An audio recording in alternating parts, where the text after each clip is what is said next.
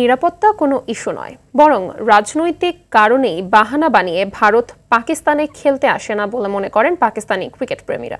তাদের দাবি, পাকিস্তানের যে নিরাপত্তা তেমনটি দুবাইয়েও নেই। লাহোর থেকে আতিকুল ইসলাম শাকিলের রিপোর্ট।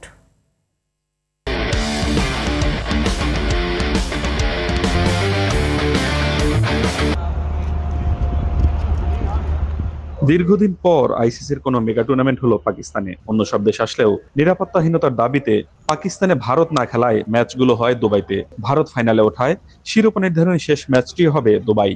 আর এই বিষয়টিকেই মানতে পারছেন না আয়োজক দেশের ক্রিকেট প্রেমীরা। তারা মনে করেন ভারতের এই অবস্থান কেবলই রাজনৈতিক। ভারত এখানে আসেনি, এটা দুঃখজনক। দুবাইতে ভারত দল যে নিরাপত্তা পেয়েছে তার থেকে অনেক গুণ বেশি নিরাপত্তা পাকিস্তান দিচ্ছে। 2009 সালে এখানে শ্রীলঙ্কা দলের সঙ্গে দুঃখজনক ঘটনা ঘটেছিল, সেটাই ভারত মনে রেখেছে। কিন্তু এরপর তো এখানে খেলা হয়েছে, ভালো নিরাপত্তা পাচ্ছে দলগুলো। এখানে ফাইনাল হচ্ছে না, এটা হতাশার। দলগুলোর থাকার হোটেল তো বটেই, যাতায়াতের পুরোটা পথেও কড়া নিরাপত্তা। চ্যাম্পিয়ন্স ট্রফি উপলক্ষে পাকিস্তানের ভেন্যুগুলোর নিরাপত্তা ব্যবস্থা চোখে পড়ার মতো। কয়েকটি স্তরের নিরাপত্তা বেষ্টনী পার হয়ে ঢোকার অনুমতি মেলে স্টেডিয়ামে। অন্যান্য দলগুলোর সিকিউরিটি ইস্যু হচ্ছে না, ভারতের শুধু একার সিকিউরিটি ইস্যু আছে। এটা ঠিক না।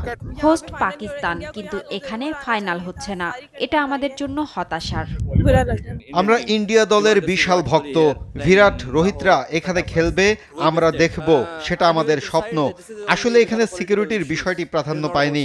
আসল কথা হলো দুদেশের রাজনৈতিক বাস্তবতার কারণেই ভারত আসেনি। এমন নিশ্চিদ্র নিরাপত্তা ব্যবস্থা দেওয়ার পরেও নিরাপত্তাহীনতার কথা বলার কোনো যৌক্তিকতা নেই বলে মনে করেন পাকিস্তানিরা। এই স্টেডিয়াম পর্যন্ত আসতে 8 থেকে 10টি নিরাপত্তা তল্লাশি পার হয়ে প্রায় 10 মিনিটের মতো পায়ে হেঁটে স্টেডিয়ামে ঢোকার অনুমতি মেলে। এছাড়া ক্রিকেটাররা কোন পথে আসবেন কিংবা কোন পথে যাবেন সেই বিষয়টিও পূর্ব নির্ধারিত নয়। সম্ভাব্য সবকটি রুটকে তাদের যাওয়ার পথ ধরে সবগুলো পথেই নিরাপত্তা জোরদার করা হয়। আতিকুল ইসলাম শাকিল, RTV, লাহোরের গাদ্দাফি স্টেডিয়াম, পাকিস্তান।